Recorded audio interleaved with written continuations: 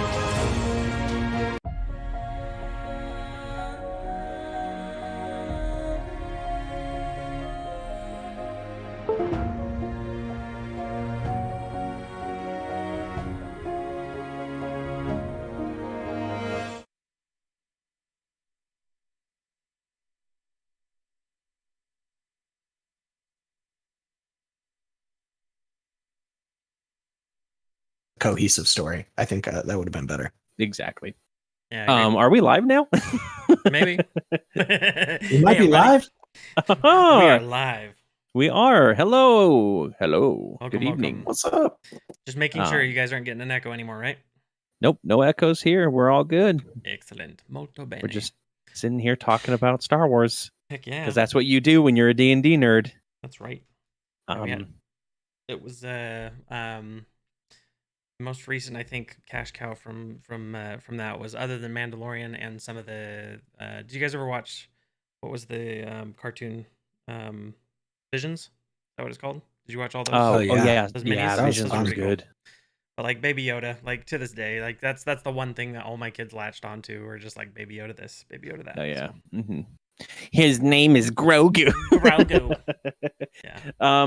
But welcome everybody. Everybody who's in chat right now, give us a shout out. Say hi. Hello. I see Jason Hull. Good evening.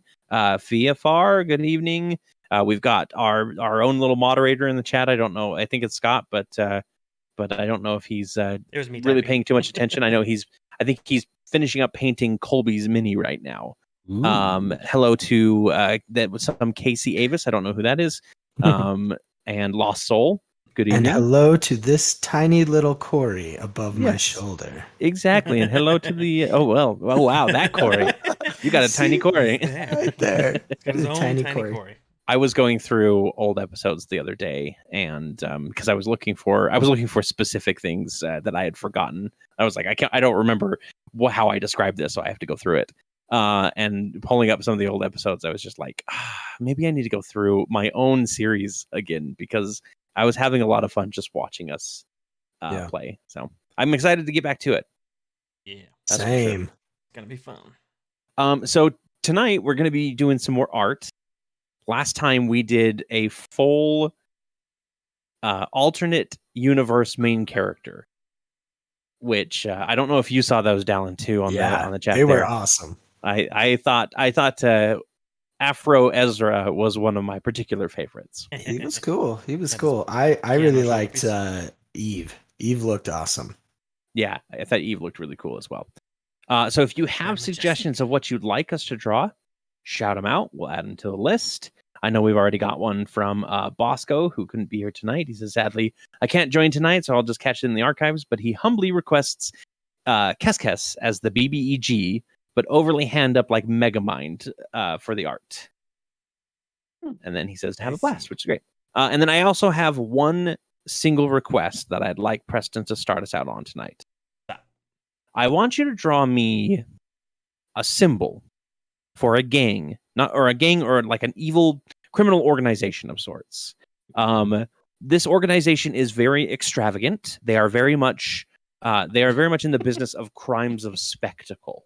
Okay. So not that one. Oh no, I think It's I know where this is flashy. going. Oh yeah, it's flashy. They always have sort of this kind of they want people to know who they are. They've kind of been trying to build themselves up. And the name of the group is called the Blood Flame Serpent. Oh no. Oh no. Special thanks to Dallin and his new character. I'm so excited. This is just a little preview. Yep, it is. All right. It's going to be just Blood Flame Serpent. Now, would they call themselves the Blood Flame Serpents, or is it just the Blood Flame Serpent? I think they would call themselves the Blood Flame Serpents with an S. Okay. With an S. Okay. Add in the S, yes.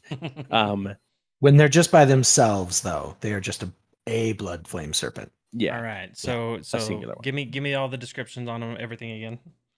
Yeah, We've so got- they're a very flashy organization. Okay. They prioritize crimes of spectacle because they're trying to build up their name, and they want people to know who they are as a criminal organization. Okay. To what end is unclear at this point, but they are very much in the business of doing evil. Yeah. Some men just want to watch the world burn. Exactly. Or Make something. sure that there is a gem the size of a tangerine somewhere in this symbol. All right. Let's do this. So. But yeah, so that's a little bit about Aramis, and I don't know if you want to tonight, Dallin. You can talk a little bit about your character. You don't have to, because we will be having a session 0 where both you and Colby go over the new characters. But if you wanted to give a little sneak peek, I'm sure the people would not be opposed. Sure. I'll give maybe like just a sneak peek. So his name is Aramis Alderhelm. He's a bit of a bard and a bit of a paladin. Why both of those? I don't know. Well, I do know, but you don't know. Yeah. He's a pallybird. Got it? So, yeah, he's gonna be fun and interesting, I think. Very cool. When we first meet him, he will probably be a bit on a warpath, Hmm. but we'll see what happens because, as we know, the Wayward Watch, they went on a warpath. Oh yeah. That turned out away. So Yeah. I mean, well, maybe not. Who knows? Yeah. we'll have to see. I think Yeah. that's probably all I will say for right now. Alrighty. And he's a half elf, right? Yes, correct. As far as the race goes. Okay. And how do you say his first name again? Because I've been saying it wrong. Aramis. Aramis, not Yes. Aramis, like I've been calling him. Yeah. I Which mean, sounds like ignoramus, so I shouldn't say it that way. you could call him that, like if Aramis. you were mad at him. Yeah. Aramis. That's the cheesiest thing to do is call somebody's name wrong because you're upset with them. That's Yeah. like high school grade. Yeah. I am Well, liking this so far. Yeah, this Yeah. looks awesome. Looks great. Yeah, sorry. I'm trying not to bump my microphone. So Oh, you're fine. if you get a bunch of boom boom boom microphone noise, I apologize. You mean like this? Pallybard or a Baladin? A Baladin? I think Pallybard just sounds a little bit nicer. A Baladin sounds like a ballad paladin. A Baladin. I really do like that one. Yeah. And that is from Z Spambot. Welcome, Z. Z. Welcome to Z Show. Oh my god. Welcome to Sorry, the I should save that for when Scott and I stream. that shouldn't be now. We've been having a lot of fun with Don't these make me streams, turn the though. stream around. I'm glad you're joining us tonight. Like this is Yeah, I'm glad I could, join in on one of these. So Heck yeah. So which session do you have on in the background? Do you know? it's the final Ooh. session. Ooh, spoilers. The battle for Scald Seat. Ooh, don't read my lips on in the background. Right there. Read my lips. It's like, are you sure that you want to do that? I don't think you want to do that. You could jump into the mouth, but you sure you want to? Yeah. It takes okay. 1,000 years to digest in the mouth. Yeah. The mouth and the frouth. Just remember, what goes in I will the never mouth. get away. So I cringe a lot at that. Not cringe, but I'm always like, I always act frustrated at that. Secretly, I love when those moments happen because it typically means you guys are paying attention enough, that you've remembered something and you'll remember it in your own way. Yeah. But I do, like, whenever I'm like talking about like, oh yeah, and when you guys fought that large aberrant creature and you guys are like the Balthfrouth, and I'm like, yes, the Balthfrouth. You're like, oh man. Yeah. So Well, that's what you get with this bunch. You're gonna just get weird jokes. Yep. And that's completely okay. I'm completely fine with that. If I wasn't, then I would have a different group, right? You kind of you get with the group that you're gonna like, and I like you guys. Oh. Well, thanks. We like you too. I should hope so. You're running through my stories. This is looking so cool, Preston. Yeah, I love it. I love it so far. Like, this is awesome. I don't know if they do any like bow and arrow type stuff, but it just seemed fun. Why not? Yeah, I mean, it's your like the organization is very much it's a little more nebulous than fleshed out right now. So anything you add in there will be canon. Like we can throw that into canon and add it in. Okay, googly eyes on everything. Just kidding. Right, of course. I forgot who I was talking to. That's the cult of glue. Cult Yes. of glue, yes. Cult of glue. And for those who are unfamiliar, the reference we make frequently, that's from a previous campaign that Cory ran. Yeah, if you actually you can go check out the Order of the Broken Spear. You can find it on YouTube. Yep. Just probably won't like your it. expectations. You probably low. won't like it. Yeah, the quality is definitely a little bit lower than a Tales of Aneria was, but we had a lot of fun with it, and there's a lot of good moments in there. So, yep. But we can't look down too hard on a studio and a backpack. We got it. We did what we could with what we Studio had. and a backpack. yep. Yeah.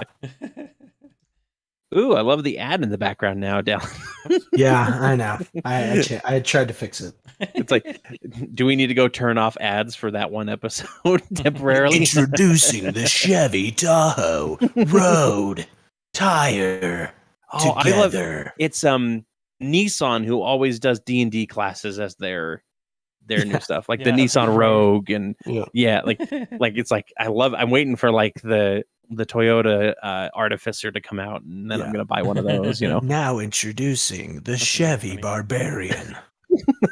I don't know who that's for. I Um, love it. I'm not gonna buy it till they come out with the what is it, the Nissan Bard or something cool. Nissan Bard, yeah. We'll do Artificer.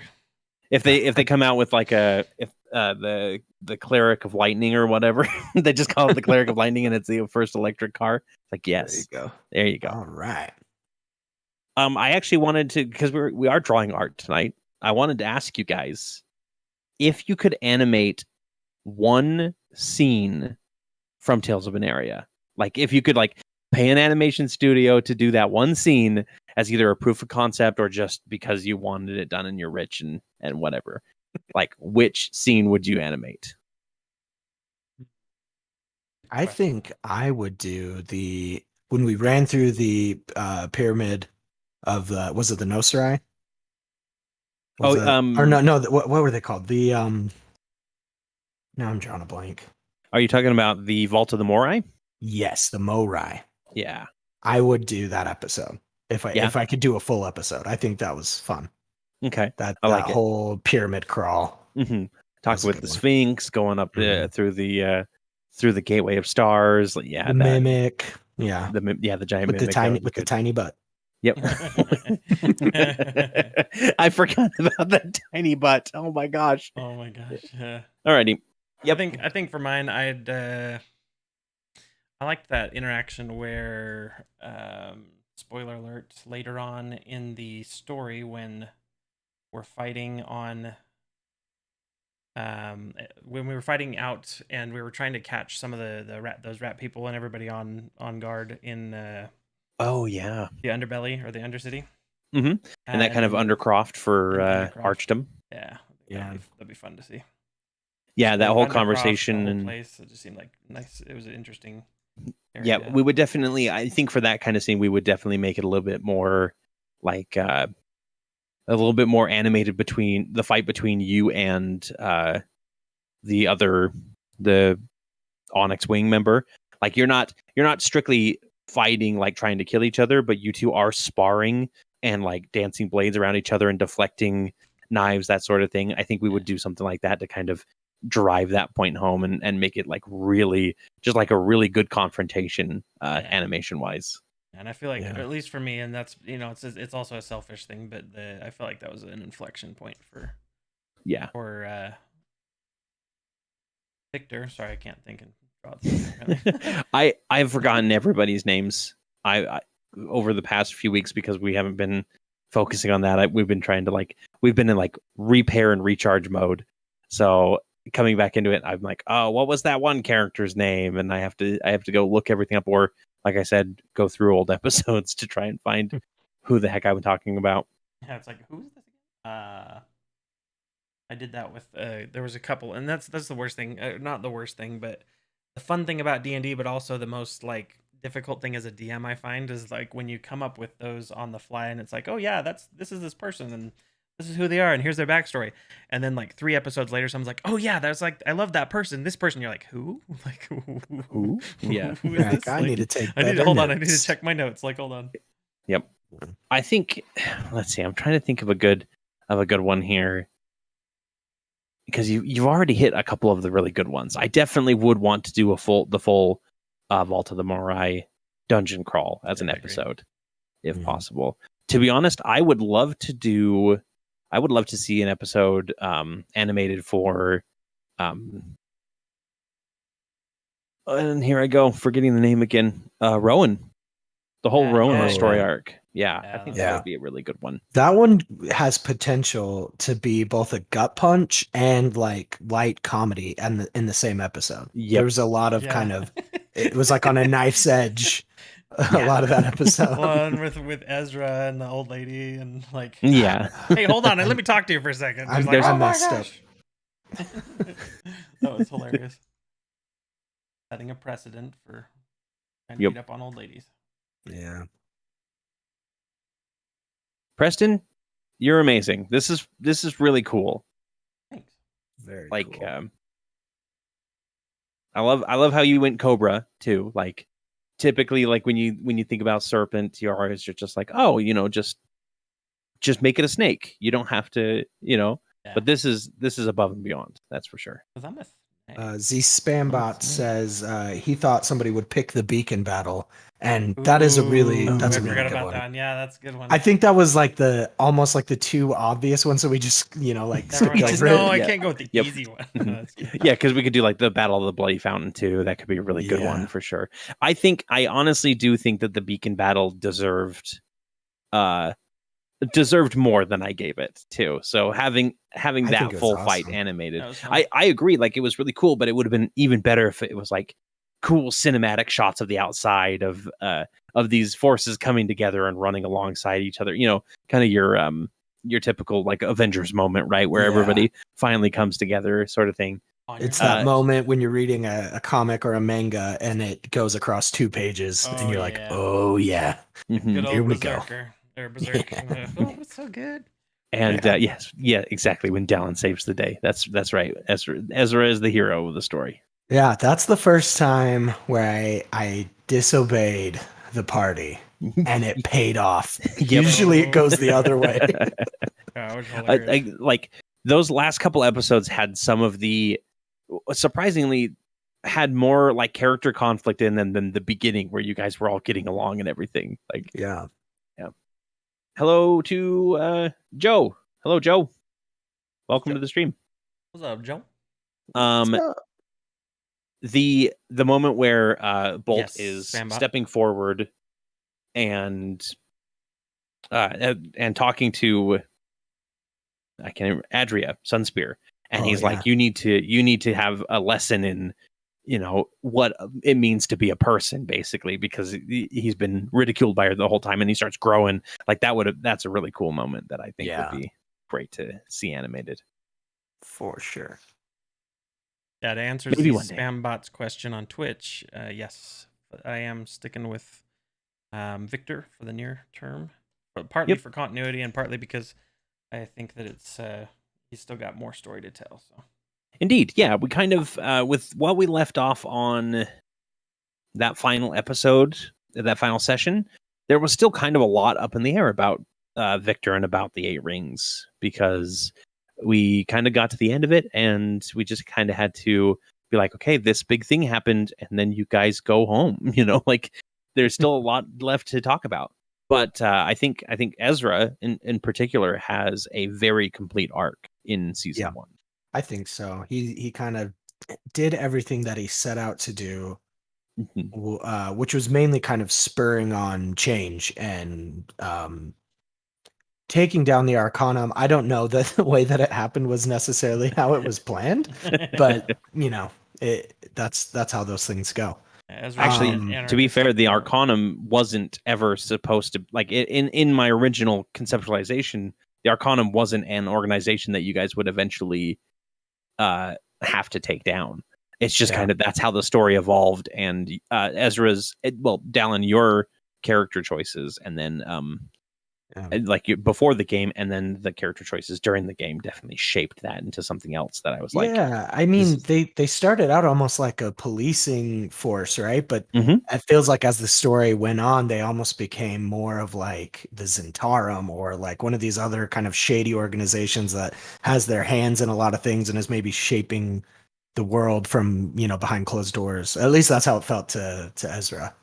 Yeah, and I think that was definitely part of it, is especially after the big reveal of what they were hiding, right? And obviously spoilers for anybody who hasn't seen up to episode 21, I think it is.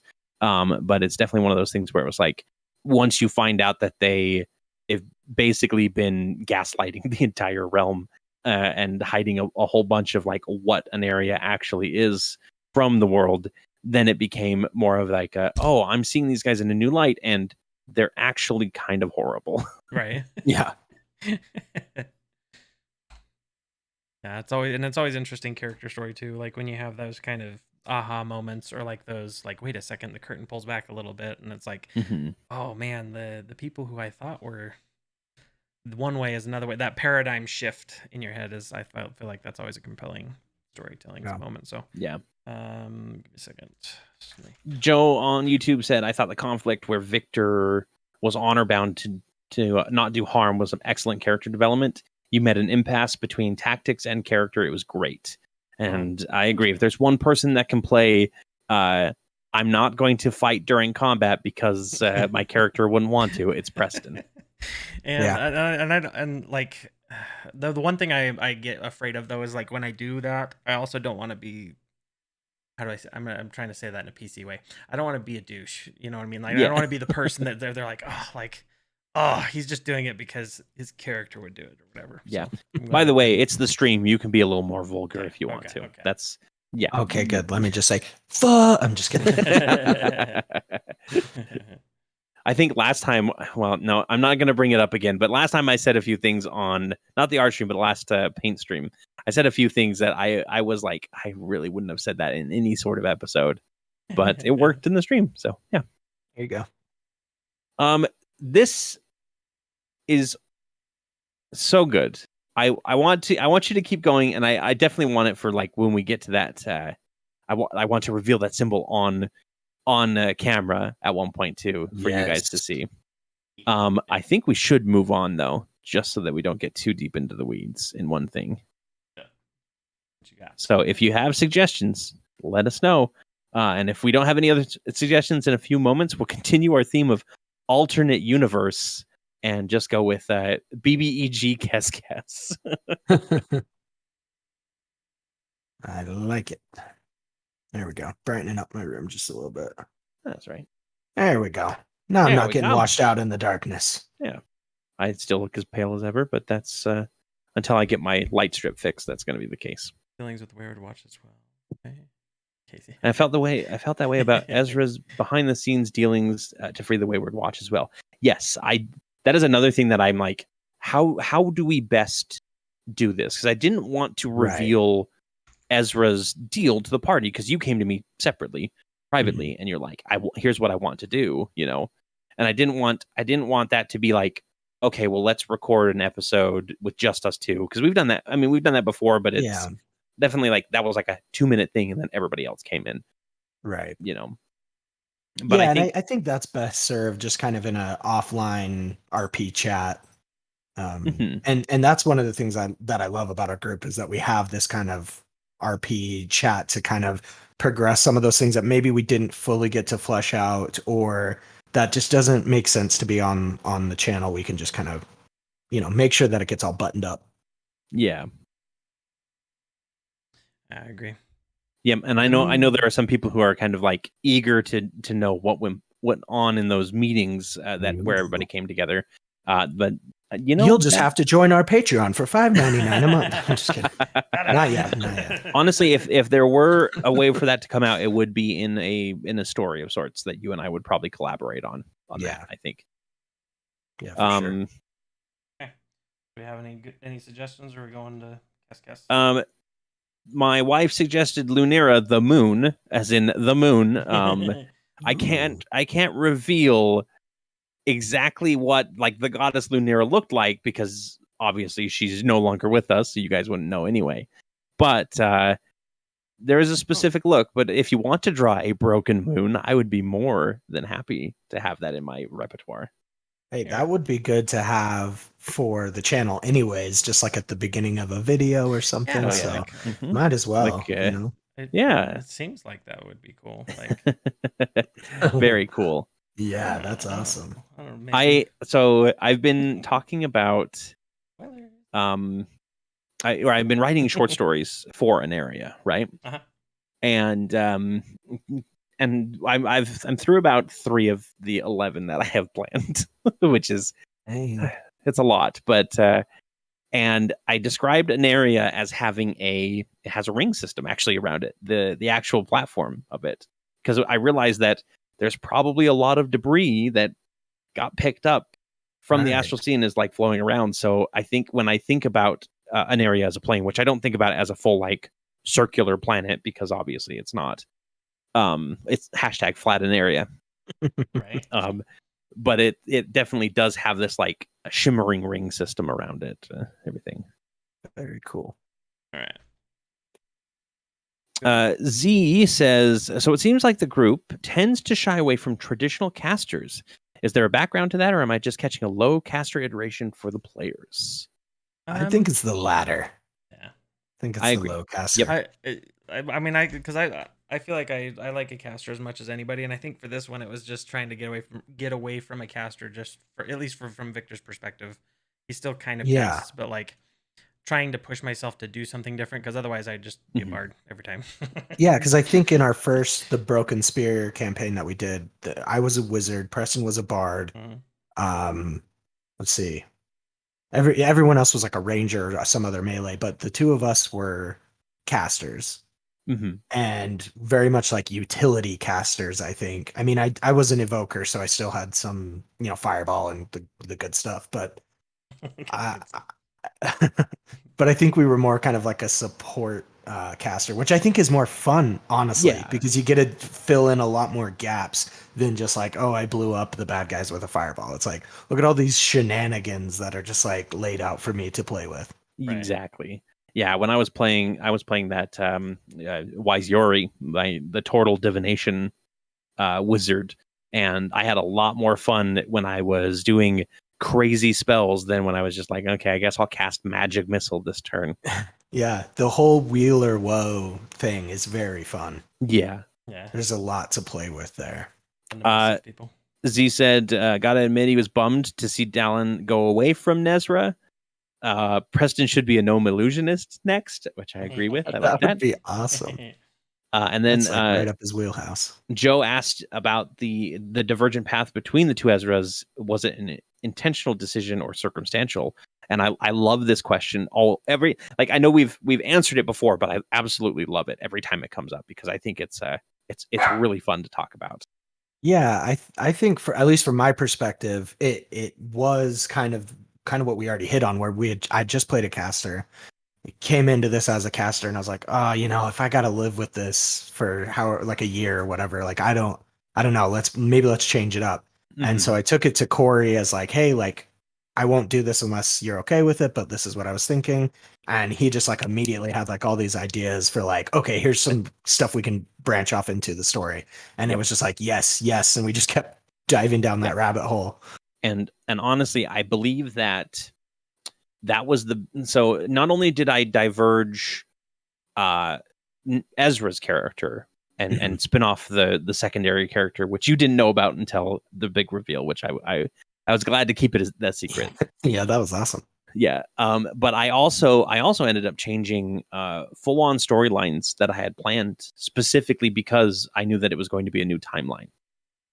And because originally it was going to be that Lady Crestor was revealed to be not working with the same infinite sight that you guys were being attacked by, but a different faction of it that also wanted the book, right? Ooh. And so her and Lucan were going to be a little bit more of these like not particularly villainous, but kind of like against the party antagonistic characters. And when you made the decision to switch from wizard to archer, that idea of having you go up against somebody like Lady Crestor suddenly became a little bit less cool in my eyes. Like it didn't feel right for the story. And so I went, well, what if this whole thing changes her timeline to being an ally instead? Like she was thrown out by the infinite sight in this alternate universe. And it's inconsequential things because and people could be like, well, how does Ezra affect her story? And the answer is Trevin. Basically, like your father actually was like a very big influence on the way that the infinite sight developed and everything. And so it was one of those things where Trevin may have gone down a little bit of a different path, which pushed him to push you towards archery instead of wizardry and et cetera, right? Right. Yeah, and it's one of those things where like the hubris of the Infinite Side is what got them in the end because they tried to shape and change things and maybe didn't realize that they, stepped on the wrong butterfly or whatever and messed up the whole timeline for them. Yep, it was one of those things where they thought that they had pruned the tree correctly and it was working out really well for them up until it wasn't. Right. Up until they and basically the whole idea for Thulian was I wanted a villain who wasn't based on like I want world domination or anything like that, and he just wanted revenge. It wasn't this big plot to change the timeline to where he was on top. He literally just wanted to use chrono magic to power this basic like golem mecha to destroy the city that took his city from him, right? And that was it. That was his whole plan. And then from there, like it would have been like Nezra that would have taken over and been like, okay, now we go after the Arcanum because of what they did to me. Right.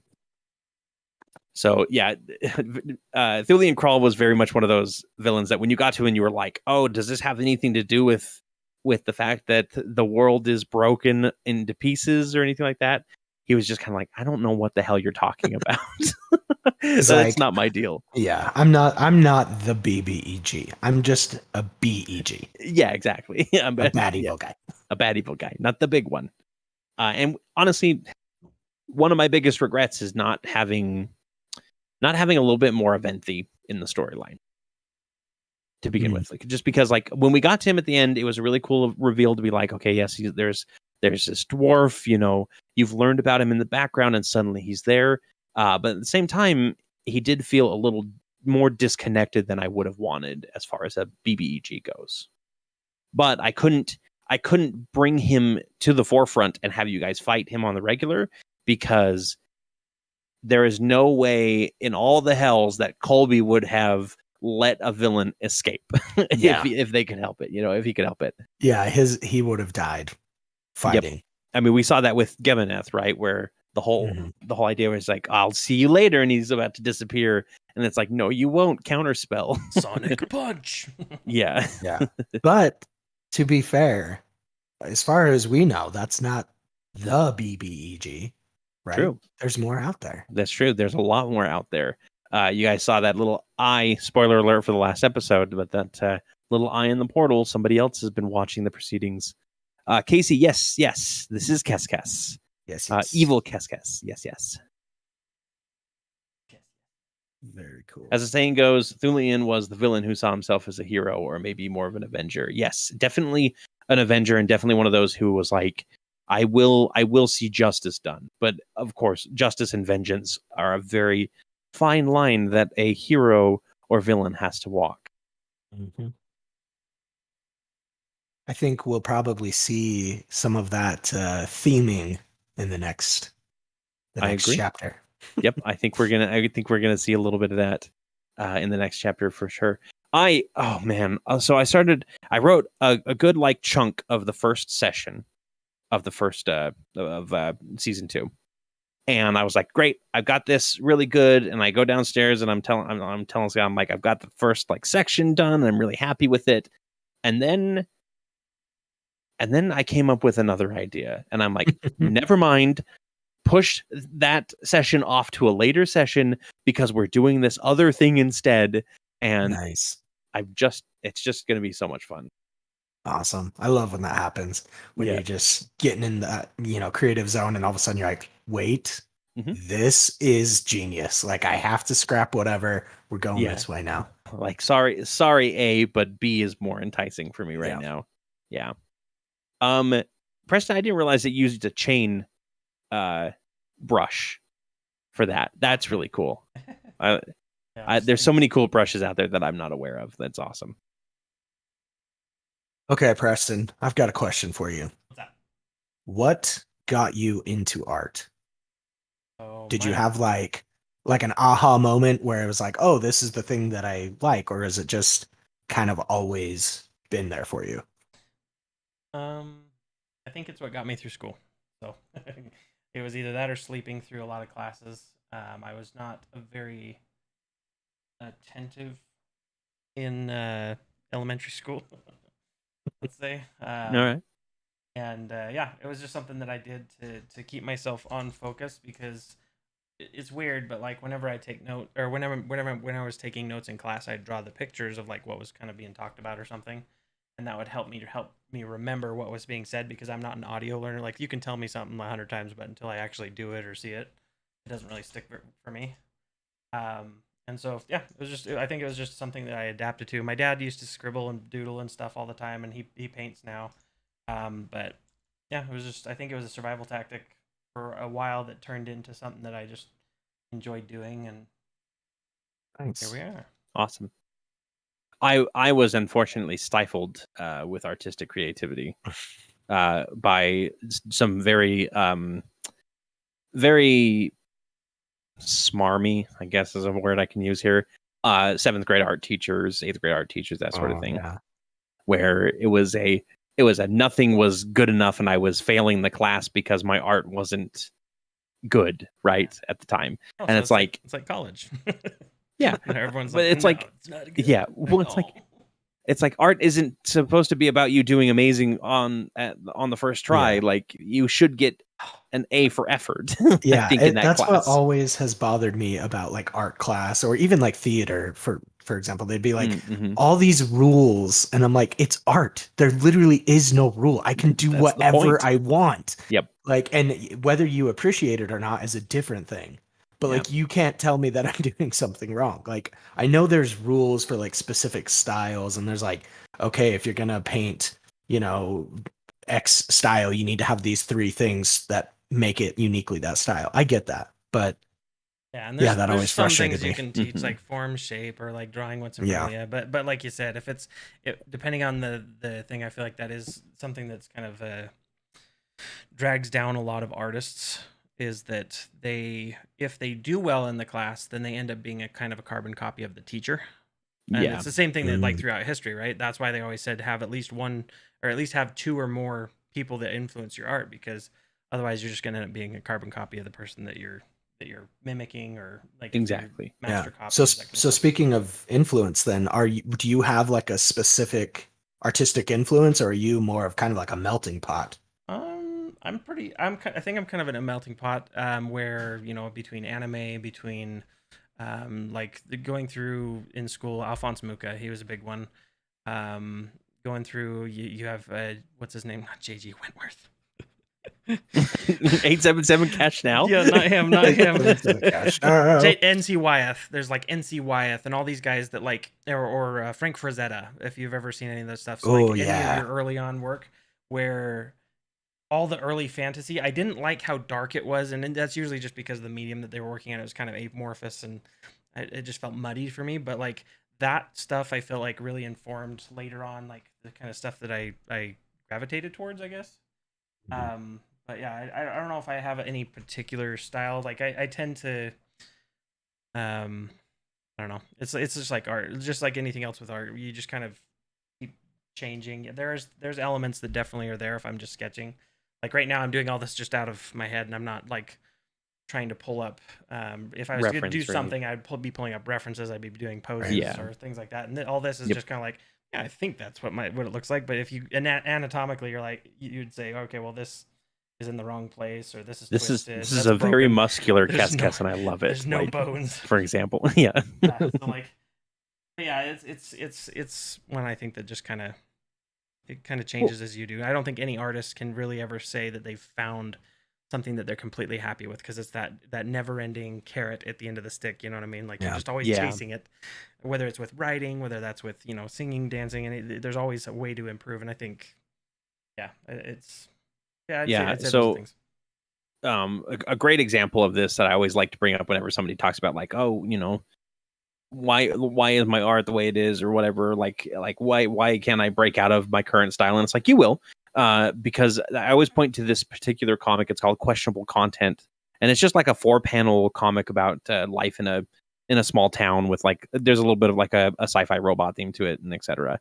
But it's just like a slice of life comic, and it started in 2003. And if you go back, there's nearly 5,000 comics now, 5,000 strips of it. And the style each year is just completely different from the last year. You can completely tell and see basically a 20 year, a 10 or 20 year artistic journey at this point from this creator, and it's awesome. That's the best. And yes, Joe, I do consider myself an artist still, even though I don't paint with, I paint with words instead of with actual canvas. Though I would like to actually still learn to draw and everything. I still have trouble accepting myself as a good storyteller. I think that's part of being artistic, unfortunately, is you also end up finding yourself your own worst critic. But I do like that we've had such a fun or such a good little following that people enjoy our content enough and the story that we're collectively telling together, and it makes me feel a little bit better about myself. Good. Okay, Preston, do you like drawing people or environments more? I think it depends. Technical environments I hate because like anything that's robotic or technical, because my problem is like right here I could draw this, right, but these shapes are never going to be, they're organic, right? You have this kind of like curve to them, innate.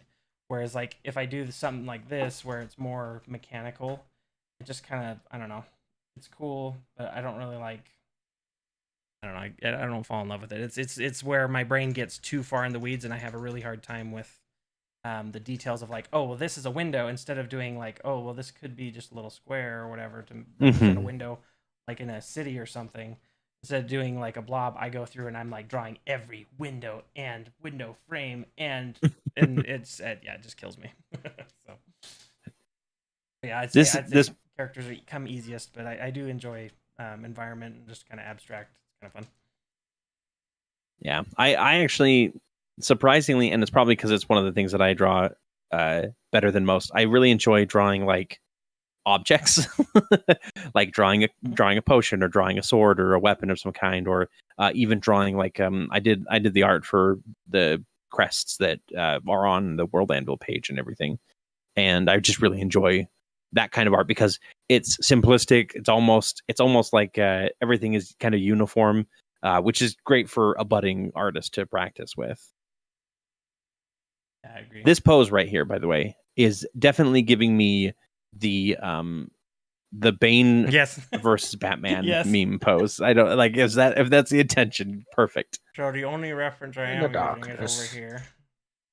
There's a little figurine right here on my other screen. So yep, nice. It's in that ballpark. You're perfect. Spot on. I'm glad it came through. And all I can think about is the one where it's him versus that guy in the pink suit. Yeah. The pink bodysuit. I don't know if you guys have seen that version of the meme. Yeah, I've seen that one. He's got like it's like a Teletubby outfit almost. Yeah. Yeah. What color of kobold was Kes again? He's an albino. Albino. So he's white. Yep. And like pale white with like the pink eyes and everything too, like that kind of albino. So you think the dark yes is your ally? When I was a kid, I had an albino mouse as a pet. Oh, really? Cool. Mm-hmm. I've never had a mouse. I was always too afraid to pick them up because I had a friend that hamster that bit me. They're mean. They're not very nice. They're not very nice pets. They just instantly assume that you're trying to kill them when you take them out of their house, and they bite you. Yeah. They're just like, you're a dangerous creature. You're grabbing me. Yep. Giant. Honestly, same. Like if a giant pulled me out of my house suddenly, even if like it's like the 10th time that they've done that, I've been like, oh, this is the time that I die. Yep. This is the time that I decide that I am a puny being that doesn't deserve existence anymore. Yeah. It is a little whiplashy from Iron Man 2. Yes. This Kes does kind of remind me of Mickey Rourke a little bit, and I like it. Yeah. There you go. There's an idea. I was trying to think. He's about to just chop down Tony Stark in his F1 car. Yep. Well, so Kes' weapon of choice was like a large fishing hook, right, or an anchor. I can't remember. I think it was a large fishing hook. So he definitely still has that, but he's got it like on the chain, and he does like the little road hog pull you to him. There you Get go. over here. Yeah. Nice. You think because you have the treasure, it is great. Mine is the greatest treasure. Oh, I love these. You got this, but you don't. Now he looks like Maui. I know. I was just trying to. I'm like, how do I make this look like not Maui's hook? But whatever, we'll go with it. I just don't think it's possible. Like, anytime I see a guy with a giant hook, it's Maui. Yep, it's just always Maui. Yeah, I think the Hero Forge figure too, like the hook that I have on there specifically is very much like a Maui hook. Yeah. It's so cool. Give it something. What's different about this hook? Maybe it's. I don't know. It's coming. We'll give it some there. Now I'll change. Yeah.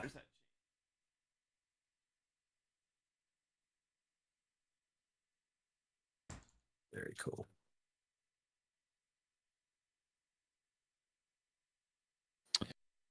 So yeah, I'm really excited to share the short stories that I've been writing with everybody.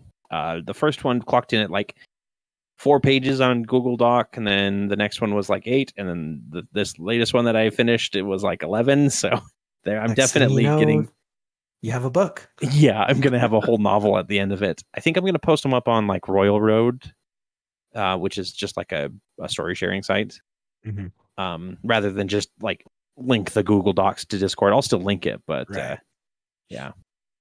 God, I love this chain. Very cool. We're gonna go with like a God of War type. Yeah. Yep. Very cool.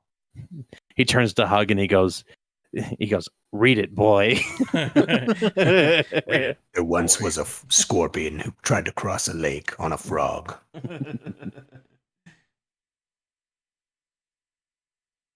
Isn't that the dude from Stargate?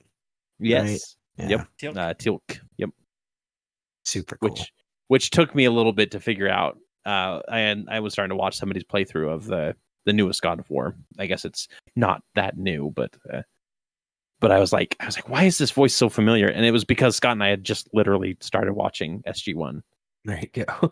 Yeah. And I mean, I've seen, it's one of those shows where I was like, it was in the 90s, so I was young, so I remember some things, but I don't like really remember the series at all. Yeah, that's pretty much like all of the 90s for me. My dad is a big sci-fi guy, and so growing up I caught glimpses and pieces of every sci-fi TV show, and I think in my head they're just all the same show. So I have a hard time like, what's Battlestar Galactica, what's Stargate, and I know like in nerd culture that's like sacrilegious, but I don't care. Yeah, no, it's completely fine though. Like there are plenty of people. I mean, it would be one thing if you were ignorant and you were just like, oh yeah, you know that Star Wars show with the Enterprise, like it's like, yeah, I mean, that's infuriating in a specific regard, but it's not too bad. And Gandalf, that's a little more in the up and told Harry Potter that he was a Jedi. Yeah. Yep. Yeah. Yeah, I do like, man, the internet's eventually just going to have a brush for everything. It's just going to be like, you want a cobalt face? Here, just a single brush. Right. For a cobalt face brush. Yep. Speaking of it, like, well, I mean, Dallin, that short just came out, the one where you were doing the AI for Tales of Aneria. Dude, that stuff is crazy. That turned out really good. Like, holy crap. It had like a ship like in the background, like like a mast. I was like, oh my gosh. That was really cool. Yeah, I loved it. And soon enough, like we're not going to need Preston to do art anymore. We could just commission an AI bot to do it, you know, in a couple seconds. Right. But there's always going to be something that I like better about human drawing the picture. Yeah. I think that all the AI stuff that's out there right now is still very like abstract. Yeah. Like it's not very like honed in yet. Yeah, exactly. It's still like any of those AI things. If you start zooming in like on specific details, it's like, okay, the hand is just like a blur, or like the face has no details. Yeah, it's just very kind of like amorphous still. Yep. Yeah. The cool part that I think that happens with a lot of them though is that you can start to mix and match styles in a quick and like carefree way. So where I think it's going to shine. This is Preston's predictions for art and design, but I think that you're going to see a lot more of this for concept art. like quick, dirty. Like I just want this from a director, bam, because an AI can turn that around in like 30 seconds and give a general idea, and then an artist can take that and then run with it and make it something bigger. For sure. Like I was using some AI generator to try and help me get the image for Aramis for this upcoming session. So I, type in some keywords like blonde hair, yellow-eyed, half elf, and then just see what comes up and be like, okay, I kind of like the way that one looks. Set that aside. All right. Like murdery bard person. I can see what comes up. Murdery bard person. Like, cool. Okay, that one's cool. And then just kind of, piece them together. So yeah, which for concepts, it's which one awesome. were you using again? I've used the mini, whatever it's called, the Dallin mini. But then Preston actually has like a license for one that I think is even better. But I forget the name of it. It's called Midjourney Bot. Midjourney Bot. Oh, nice. Midjourney Bot, like it's stupid bonkers. It's like one of these days I was just gonna sit down and record a couple and do whatever on a stream, but like they had freaking like I had one here. I'm gonna give you an example. I wasn't going to, but now I am. Do it. And the reason I can is because when you pay for the license, then you have a certain degree of leeway where it becomes yours as from not. It's still theirs. Like you have a licensing agreement, but it's like under 1 million viewers or something. Yeah. You still have commercial ownership over it. Yeah. So let me. This is not a paid sponsorship for Midjourney. We just like. We're just talking about it. Sorry, I have a hard time with all these screens. Okay. Come on, where's my? This is the other thing is I can never find my freaking mouse in there. So in here, there's a million things. This one right here, if anyone's familiar with Gustav Klimt, the artist, I was taking my username, which is Fuzzy Squirrel, and seeing it in the style of Gustav Klimt. Wow. Oh, cool. That is so cool. This one was a chimp. I think it was a hyper-realistic marble statue of a monkey riding a dolphin. So again, you zoom in, just like Dallin said. It's not a monkey. It's not a dolphin, but you're getting hints and pieces of stuff in there. This is a hobo possum. That monkey dolphin definitely looked like a fantasy creature that I want, but yeah. Or this is Drop Dead Fred for the movie. That was just the prompt for it. Like, okay. Here's it's like Redwall. Demon pug. Yeah, I know, right? Yeah. So like, and we're a little behind, Preston. So sorry, we're commenting. Sorry. You're okay. You're commenting on something that's not there. Sorry, I'll slow down. Yeah. So this one was Bob Marley potato chips in Baroque style. So it looks like that is something cool. you'd see in anything. So like, you can go through. Or here's my favorite. I love throwing Lisa Frank in there because this is Guild Wars Destiny 2, and Lisa Frank somehow made a baby and puked it out. Oh wow. Like that looks like every girl's binder in the 90s. This one was what I was thinking, and this is where we get into stuff where we're talking about like the statue that's in Lady Crester's attic. Oh yeah. That's creepy. That is definitely creepy. Holy crap. I love it. That's gonna give me nightmares, dude. Or Iron Man I think Iron Man orangutan. Iron Man orangutan. So like that's fun. That's just a fun word to say. Okay, seriously. In an alternate dimension, that is what Marvel ran with in their comic. Yep. That right there. Yep, exactly. It's there. It's the what's it called? The dude, that looks like the Red Wizards of Thay. Yes. Oh yeah. And so this one was Voldemort Tattoo Death Eater Intricate, and that's all I gave it, and it comes out with these. So again, you can see where like you can take really cool stuff, or like Harry Potter, Lisa Frank. So for those of you who are not familiar, Lisa Frank's from the 70s and 80s, but that Voldemort has, I'm just gonna say, he's got a scrote chin. just don't zoom in. He's a Balchinian. Oh, and here's the last one that I'll leave it on. But this is Cthulhu Puppy. Oh, Cthulhu Puppy. And I'm not even gonna tell you how many days I've spent in that application, just thinking up random stuff. I try to stump it so many times, but the point was that I can go in and you can tell it a style. Like I want it to look like NC Wyeth. I want it to look like Pablo Picasso, and it will take that style and it'll apply it onto whatever you're trying to do. So it's like it blows my mind how they do that stuff. But that's crazy. If you're interested in checking that stuff out, definitely be cautious downloading any mobile applications. I'll just put that out there because there's lots of them that are stealing your data and Bitcoin mining and stuff. So yeah, definitely always be careful with that kind of stuff. Joe says, by the way, there's a good chance that the encounter my party was building up to tomorrow night in the game I run will be swapped to pretty much the encounter the party had in Rowan. nice. Does that mean the encounter with the Massifists, or do you mean the encounter with the Shadowfell?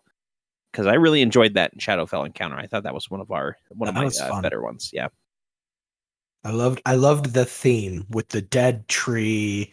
It was very up my alley, which is just kind of that like horror eldritch. Like I loved it. Oh yeah, for sure. Yep. So interestingly enough, I just went on Dolly Mini just to type in just a random character concept, and all of the pictures came back as miniatures. So I don't know if like your personal preferences and data sways what shows up, because yeah, it wasn't like it was all just like just miniature figures for that specific type of character. Which if I wanted that, I'd just go to Hero Forge. I'll just build that myself, you know. Right. Jason says, I borrowed a ton of content from TOA. Fortunately for me, none of my players watch, so I can borrow liberally. First of all, you haven't told your players about us yet. I'm a little disappointed. He's like, it would be spoilers for my campaign. But that's really cool. I'm glad that glad that we can inspire you or help you come up with at least some fun and little encounters. I personally want to see a Hollowbend Sanctum in every world. I think that would be a great little addition to every place. You know, I think one day, I don't know when this day is, but one day, not today, there will be a Tales of Aneria campaign setting. I feel like we'll eventually do that. Mm-hmm. Scott and I were talking about that last Friday about how we both were like, yes, we want to do this. And maybe I've already written down some concepts for things in it, but it's just one of those things where all we got to do is format it properly. Mm-hmm. And there's DM's Guild, right? It already exists. There's already a place to share all this kind of stuff. So I just don't see us not doing it really at some point. It might be, after the campaign's well over and we're on to something else, but I just feel like it's too good to not. Yeah. And I mean, that's a question that I've been going back and forth on for a while now, is when the level 20 campaign is over and the Wayward Watch has completed their full storyline, do we continue in Aneria? Like the channel name obviously is Tales of Aneria. That doesn't have to always stay that the same way. But do we continue with the same world that I've built, or do we move on to something else and I come up with something new? Like, I'm not sure. I need to gauge everybody's opinions on that as far as the party goes. I think there's pros and cons to either choice, really, because one, it would be really cool to see a campaign, and I guess Critical Role has kind of done this where, each time it's the same place, just, in a different time period or different part of the continent or whatever. Mm-hmm. Which is cool, and it lets you build a story over several years. Yeah. But there's also something to be said about flexing your, creative muscles, and putting together new worlds, new places. So I don't know. Yeah, I definitely know I do want to do a follow-up campaign to this one, because obviously, like with the reveal that all the realms are now able to kind of intermingle, at least in a minor capacity right now. Who knows what the future holds with that, and what kind of conflict that can bring with it, because there's going to be a lot of high tensions as far as who has the magic, who has the water, that kind of thing, Ooh, what if there's an arc where the goal is to unite all the pieces back? Maybe. That'd be very cool. It would be very cool. What is that? Kumandra? Isn't that what it is in Raya? Yep, in Raya the Last Dragon. That would be really cool. It was definitely one of the ideas that I toyed with in the beginning of okay, do I have these realms be sort of separate and you have to go through interplanar travel of some kind? Or I was toying with the idea of introducing a character that came up with a way to basically anchor the pieces back together, and then I would add to the Aneria map as you guys pulled in the new realms and everything, which would be cool. I'm not sure quite which way we're going with that yet. I've got some big ideas, but that's only if you buy the expansion. That's like Guild Wars, right? That's exactly World of Warcraft 101. Just kidding. Exactly. If we get 4,000 subscribers, then we'll unlock DLC 1.1. Right. Yeah. Thank you, Casey. Yeah, that's looking real good. Oh yeah, love it. Joe asked, "What was the name for your AI images again, Preston? That you were Midjourney, MIDJOURNEY, Midjourney, all one word. Bot. It's a Discord bot, so you do have to use Discord to access it. You get 25 free images. Again, not paid sponsor. You get 25 images when you first enter, and it lets you play around with it. But then after that, they ask you to pay. It's like a monthly fee. I think it's like $10 for 200 for a month. But like I said, I burnt through 200 in like 10 minutes. So yeah. Just be wary. It's a big money sink.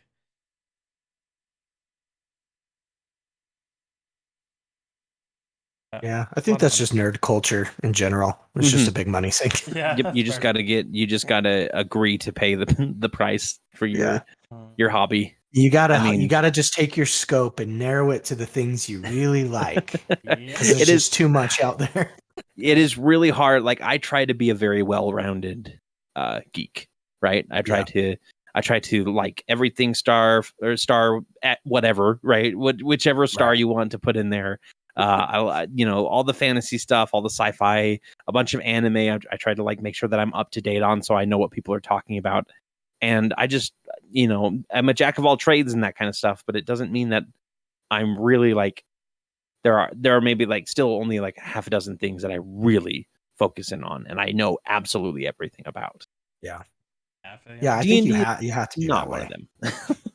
I would like to say that D&D is one of the things that I know a lot about, but I know a fair bit about D&D, but not like the most about it. Yeah. I think D&D is one of the harder things to know the most about because there's just so much.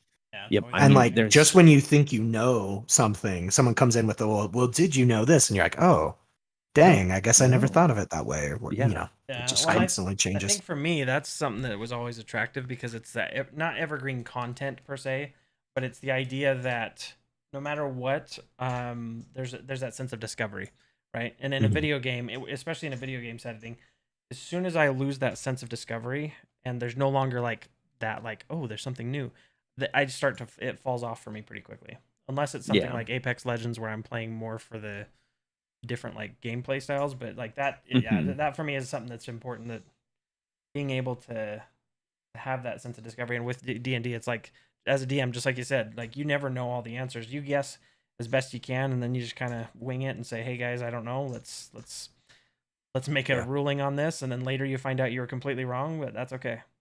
Yeah, it's why things like roguelike and roguelite games are very popular right now, is because they provide you with a constant game that's ever changing, right? And I think D&D also fills that kind of niche where you're like, you don't know what's going to happen next. It's going to be this great story, and you're along for the ride, and you get to help influence it.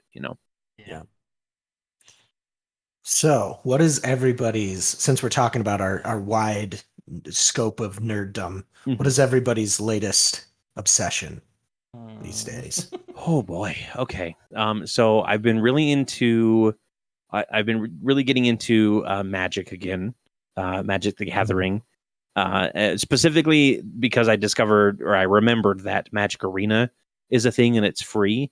So I can play whenever I want, and I don't have to have actual friends in order to play Magic anymore, which is great. I just have opponents now.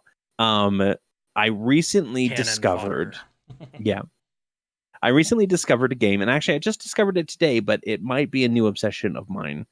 It's called Slice and Dice, and it's on itch.io rather than on like Steam or anything. It's like $7. But you basically have an adventuring party, and you're progressing through 20 harder and harder levels of encounters, right? You start out fighting some wolves, and then maybe some goblins, and maybe some archers, et cetera, et cetera. And as the way that you determine what you can do in a turn is each of the characters has their own 6-sided dice that has certain actions on it: defending, attacking, getting mana, etc., etc. And as you progress through it, you upgrade your characters, you level them up, and then you can also upgrade your gear and whatnot to make sure that your dice are doing more damage. And that's really cool. I just barely started it today though, but it is already like scratching an itch that I didn't know I had. That's fun. Nice. What about you, Preston? Oh, the never-ending jumping from thing to thing. But the as far as like me and my ADD, right now it's Berserk. I'm sure you can see that on my shelf over there, Dallin. That's your fault. I blame Dallin for every book on that shelf because I bought that one and then I read it within the first like 6 hours, and it's like, I don't know, they're pretty hefty books. But then I went and I bought the next 2, and then I had 3 more delivered the day after that, and then I bought the rest of the series. It's all Dallin's fault. So that one's a new one. So picking up reading again, that was fun. I've never really been into mangas, but that one was a really good one. Not suitable for children, so yeah, definitely no go there. This is a parents only zone. Yeah. and even then I would caution. It's pretty heavy. Trigger warning. Trigger warning. Yeah. It's very Game of Thrones. But yeah, it was that anime. Like right now I'm also watching I've done all the big 3, like you got Bleach, you've got Naruto, you've got One Piece. I've watched all those. I've watched Dragon Ball Z. But right now I'm watching one called Spy Family. I don't know if you guys I've heard about Spy Family. Yeah. Freaking hilarious. Like it is. Yeah. I usually don't like slice of life, very kind of like chill, kind of where they totter through the story where it's just kind of like, oh, we'll get there when we get there. This one is hilarious. Like it's about a little girl who has telepathy, and she's an orphan. She's adopted now by this main character, quote unquote, which is this spy who's like your James Bond-esque character, who's like super suave. He does, like he has no ties to anybody, and then suddenly he has this monkey wrench thrown in where he has to start a family in order to infiltrate a government agency. So it's just funny. The little girl is my favorite because she's just freaking hilarious. But yeah, I do that. Obviously, I don't know. It changes. But Apex, I've been playing that a lot. Last couple days, Ark Survival Evolved. Oh yeah, I actually got the free version of that when they were showing it off for free. I just haven't played it yet. I've been wanting to play it, but it's addicting. Just for yeah, there's a lot of games that I want to play, but I want to play them with the wife, and she's got a hurt shoulder right now, so she can't use her right arm regularly. Yep. Which hopefully we'll get we're on the mend with that, which is nice. But like V Rising, I don't know if you guys have heard of that, but it's kind of like a top-down vampire survival hunter game. It's really cool looking. Not vampire hunter, but you are a vampire who hunts things. Yeah. And like when you're in the daytime, and like if you're out for too long, you get burnt by the day. And cool.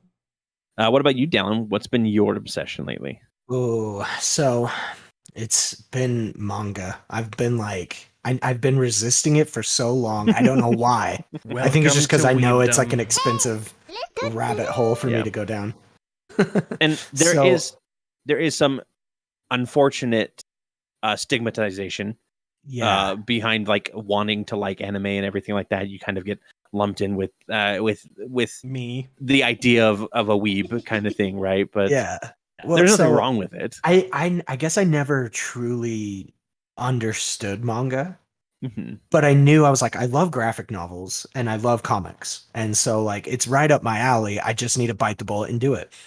And so I was like, well, let's start with one that I know I'll like, which is Berserk. So I picked that up, and like within hours, I was like, oh crap, I've just like opened Pandora's box. Yes. And then I bought Jujutsu Kaisen. Oh. Amazing. And then I bought Vinland Saga. And I'm just like, when is this gonna stop? It's never gonna stop. I'm just gonna keep buying new things. What's the One Piece and Naruto are what, like 700, 800 episodes? So good luck. Oh, I am totally scared of even like touching One Piece because that is such a commitment if I like it. Joe says try Raw Exception or Expion, Raw Expion. as a manga slash anime. Awesome. And I looked it up, and apparently it is a 17-year-old boy from the last surviving city on Earth holds the key to stopping an alien invasion, a giant fighting machine that obeys his commands. Cool. Classic. Absolutely classic. Yeah. So what I've been doing, I've been cheating. I'll watch like the first 2 or 3 episodes of an anime. And then if I like it, then I'm like, all right, put it on the list of manga to buy. And then I move on and I don't touch it because I don't want to spoil it. So I've just been watching, my Netflix feed is like, can resume watching, and it's like all anime because I'm just trying to. Would you like to continue watching Fairy Tail perchance? No, thank you. I'm already reading the manga, Yeah, exactly. So I eventually I gotta just settle on like, okay, here's 3 series. Let me finish them out, and then I'll move on to something else. Yeah. But yeah, I can't believe I did that, and now I can't stop. I'm so happy. I'm down the rabbit hole. I'm deep down there. I do love when you get into that reading niche, right? Where you drop down in there and you're like, every night is like curling up with a good book or a good comic and just reading for hours on end. Yeah. So and good. I think I might like it more than, this is maybe blasphemous, I like it more than like American comics. And I think it's just because it's so much easier to digest. Because like when you read like Captain America, you're like, okay, where do I start? First of all, it's like this thing has been going for forever. So you're like, okay, let me pick a current run. Then you start reading it, and then all of a sudden you get to an issue and you're like, wait, I feel like I'm missing. And they're like, oh yeah, you need to go read this connecting piece. Captain America was actually with Captain Marvel on this, and you're like, oh, I didn't know that. So you got to go buy that thing, and then you're just constantly lose track of the story of it. And with manga, it's like, here's 1, here's 2, here's 3, and until it ends. Yeah. So it's like it's a lot easier to get into. Oh yeah, for sure. Hey, Be Free, welcome. I know that there is a manga out there about two friends making manga together, and it's very meta, but apparently it's really good, and it gives you an idea of like how brutal the industry can be, right, as far as making comics goes. My dad brain went straight to Captain Underpants, but I think I know which one you're talking about. Yeah, I can't remember the name of it, but I'll look it up. Joe says pronounced Ra-Zephon. Zephon. Yeah, but Pretty like brief. I'm so new to all of this that I'm like, I need to get through. Like I need to go to the classics, right? So like eventually I'll work through what I'm on now, but then like I'm gonna dive into One Piece, and I know that's gonna just ruin me financially. This is gonna be like $1,000 of One Piece manga. Yeah, for real. I'm just like trying to not tell my wife when I get new books. I'm just like, oh, I've always had this. What are you talking about? Because she will ask questions. I've been a weep since day 1. What are you talking about? Yeah, this has been on the shelf for years. It's been right next to the Harry Potter. Yeah. Which Harry Potter? That's what I'll say. That's mine. Yeah. She has every version of Harry Potter, so I think I can use that in my favor. But she has it's right next to Illustrated and the Sorcerer's Stone, and the Illustrated and the pop outs and the alternate covers. Yeah, being a book fan is expensive. Oh yeah. The manga about manga is called Bakuman, by the way. Bakuman. In case you are interested, it is. I've heard of that. Yeah, I've heard it's really good, and I've seen some videos on it. Casey says, awesome smoky background for this Kes, and I think we can probably wrap him up here pretty soon. I mean, he's already a little wrapped up. He looks great. Super good, honestly, I want to take this and turn it into another one of his clutch mates. Because we've had hints about that there's more than just Kes that are running around. So this might end up becoming a completely different character, but look very similar to Kes. I like it. It's his cousin. What would Shmesh. Sek. That was the original name that I was going to give that character, but I'm like, I do that enough with like Nezra. If you guys have a suggestion of something else you'd like to see Preston draw, we got about 45 minutes left in the stream. That's enough for a good sketch or two. Okay, I've got a fun question for you guys. All right. Egyptian, Greek, or Norse gods? What's your preference? Norse and Greek. Norse all the way. You can't pick 2 out of the 3, Preston. Let there be chaos. Let there be chaos. I think the reason I like Greek is more nostalgia than anything. It's kind of like everybody's first foray into pantheons. Yeah, but I think that the Norse gods, it's the grittiness. I think that's what draws me to it. Whereas like the Greek pantheon is just like lavish, making love with humans and whatever half demigods and whatever else. It's just, I don't know. I feel like the Norse one is more grounded in like something I can relate to as a person, where it's like, okay, this person goes through this thing or like Good night, Joe. Tribulation. So I just feel I find it more relatable. The Norse gods are definitely more approachable, I think. Like you could walk up to Thor and be like, "Hey, let's have a beer." Yeah, and he'd be like, "Yeah, sure, of course." Verily. For sure. And then, but like if you walked up to like Zeus and you're like, "Hey, how's it going?" He's like, "Good. I'm just leaving your wife's room." And you're like, "What?" Yeah. Exactly. And then he throws a lightning bolt through your chest. Yeah. Like, that's what you get. Be Free says, "Has Hug been drawn yet?" Hug has not been drawn. If we want to draw an ogre, Preston, no Shrek. I'm putting the kibosh on Shrek. No ogre. What does an alternate dimension Hug look like? Is he just a rabid like badger killer? Shoot me. So remind me. Ooh. So with the ogres in Aneria, yes, are they your Lord of the Rings cave troll ogres? They definitely have like a cave troll build, mound troll build to them, kind of thing. With the longer arms, there's definitely like a little bit more of a human face, maybe a little tuskier, like a World of Warcraft ogre might be, kind of thing. Okay. As far as Hug goes, because he has no magical talent in an area, I'd love to see a druid Hug, maybe in like werebadger form or something like that, if we're talking about badgers. Or somebody says as a chakra wielding ranger, that would be really cool. That's pretty cool. Yeah, he's got an army of badgers at his side. Yep. I love it. As far as gods for me, like, yes, Greek was definitely like my introduction. Bacchus / Dionysus will always be my patron deity.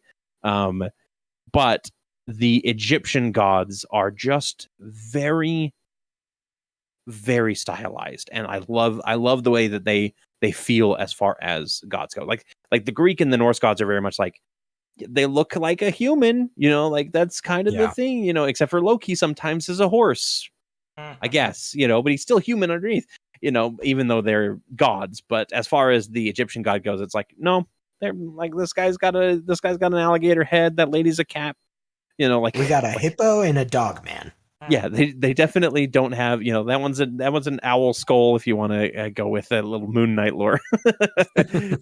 But it's one of those things where it's like, yeah, you definitely have a little bit more non-humanoid feel to it, which is something that I've always drifted towards personally as far as aesthetics go. Is I do like the non-humanoid look for everything. Yeah, I mean, it makes your god feel a lot scarier. You don't want to disobey like Ra.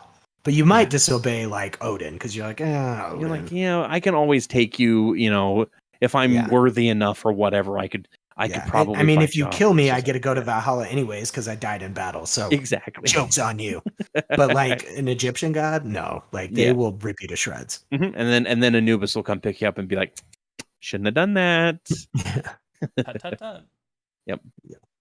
I know if Scott were here, he would reject all 3 and say that the only gods are the eldritch gods.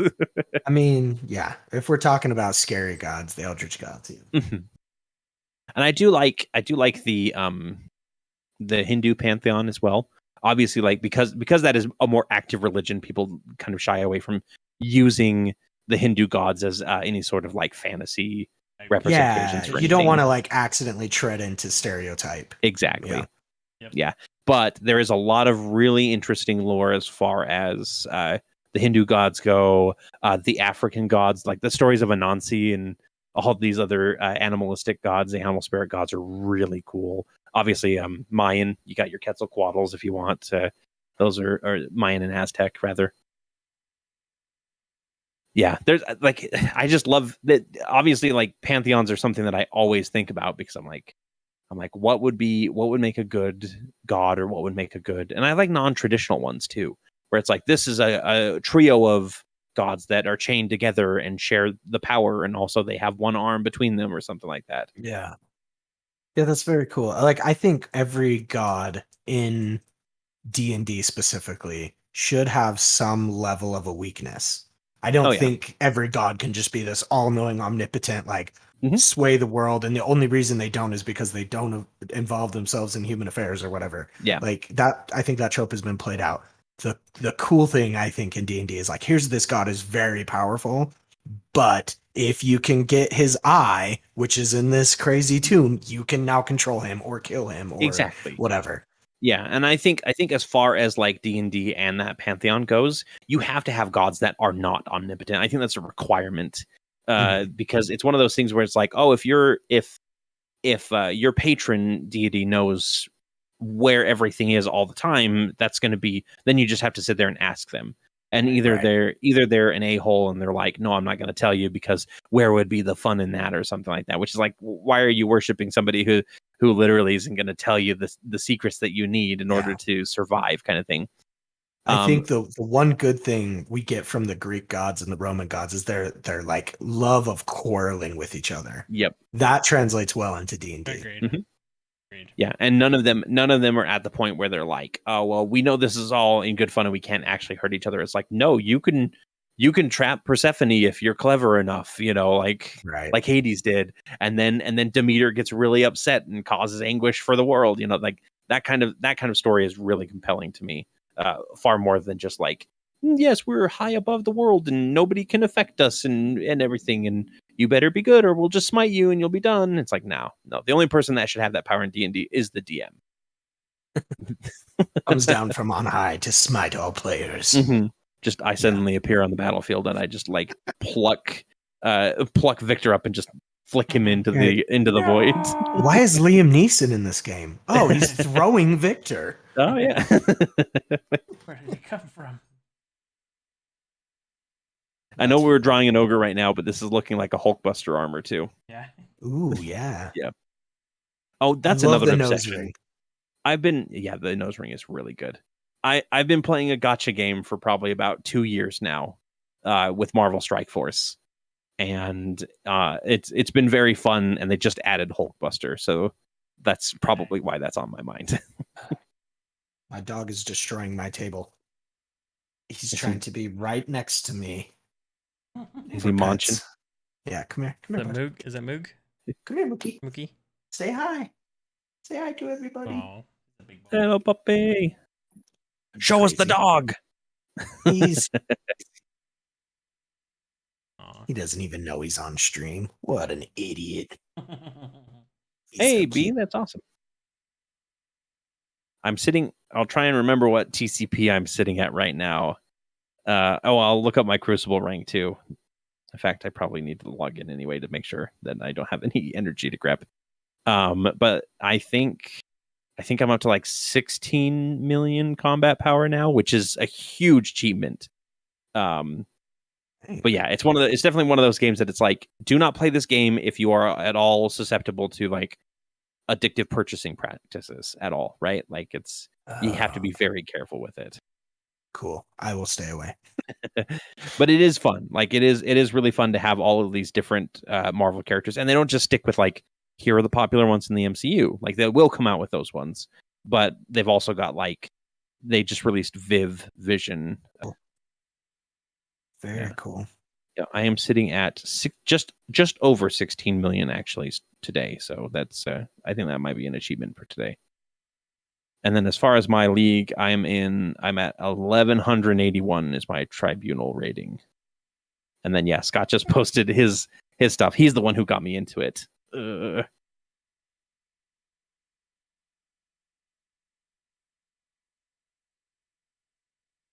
I love Hug. He's one of those characters that I introduced because I thought he was fun, and thankfully you guys thought he was just as fun because you wanted him around. You always have to have kind of the doofy, this character needs protecting, like role to be filled in the party somehow, and usually from an NPC. Yeah. And your character just feels like, I have to protect this thing. It's too pure. This is too pure for the world. Yep. with his Norman Osborn hair. He doesn't actually have hair. It's a badger. Oh, perfect. Even better. I can see the X's for the eyes. Oh, jeez. That's awesome.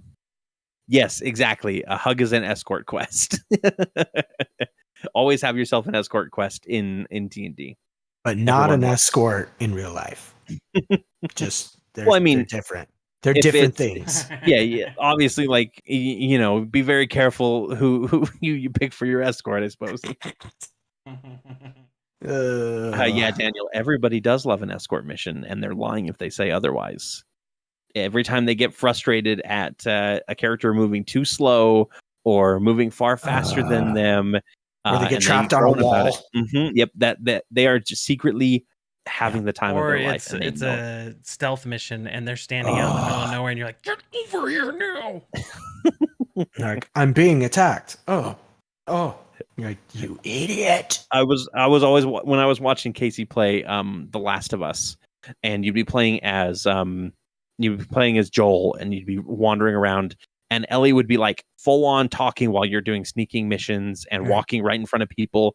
And every time it was just like a mini heart attack to be like, are they going to spot her, or is she considered like not viewable in this particular mission? I will say they updated the AI for your companions for the second game. Oh yeah, it's much better. Oh good. and I know they're doing a remaster of the first one, or not a remaster. They're doing like they're like remaking it for the next generation. So good night, it's probably gonna be better. Thanks for joining. Yeah, that I really hope that we do get a good remaster of it. Like, a lot of people are getting kind of tired of the whole remaster idea, but it would be really cool. Like, there's some games that you're just like, this was in the year 2000 and it was a great game, but the graphics are terrible, and I just want an updated version of it, please. Yeah.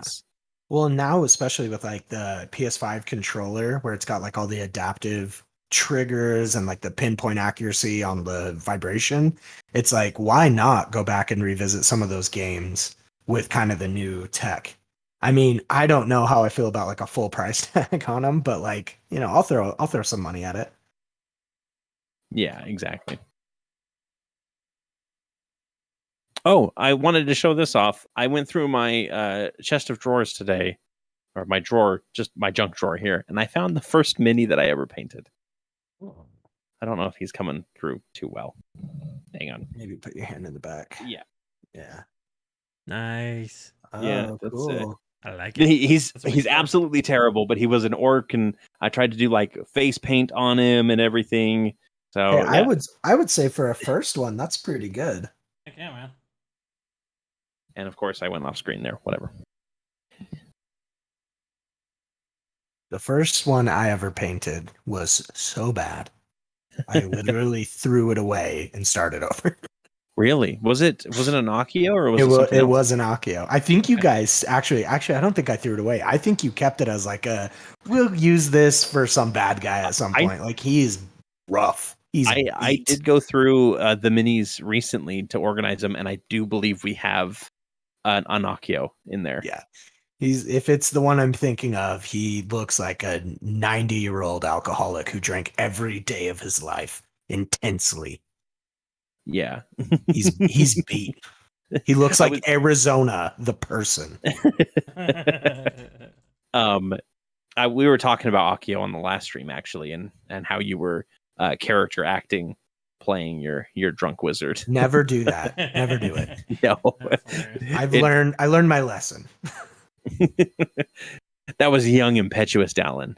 Not like me. Older, wiser. I didn't know what I was doing. I didn't have kids yet. I didn't even know how to play D&D. So I was just. You didn't have your twins yet?